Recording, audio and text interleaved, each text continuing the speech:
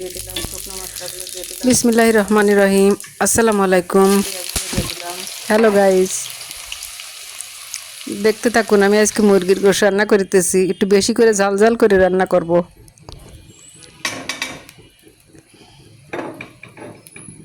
তো দেখতে থাকুন আপনারা, আমি মুরগির গোশত রান্না করতেছি। আমি কি দিই, কীভাবে রান্না করি সেটা দেখেন। আর আমি যেভাবে রান্না করি ঠিক এইভাবে আপনারাও বানাই খাবেন, দেখবেন এই মুরগির মাংস রান্না খুবই ভালো লাগে, খুব টেস্ট হয়।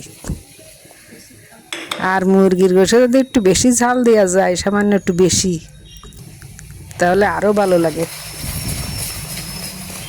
এটা তো দেশি মুরগি না, এটা তো বাজারের মুরগি, এই জন্য একটু বেশি ঝাল ঝাল দিলে ভালো লাগে বেশি।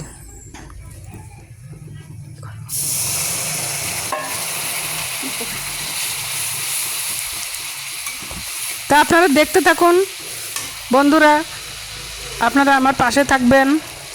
আমি এই প্রথম ভিডিও দিচ্ছি, তো অল্প কিছুদিন দিচ্ছি, তা আপনারা আমার পাশে থাকুন, আমার ভালো লাগবে, আমাকে উৎসাহ দিবেন, আর লাইক কমেন্ট শেয়ার করবেন, আমি যাতে আমার চ্যানেলটা গ্রো করতে পারি, অনেক দূর এগিয়ে যেতে পারি।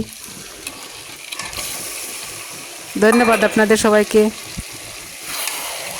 লাইক কমেন্ট শেয়ার দিবেন, আমার পাশে থাকবেন প্লিজ।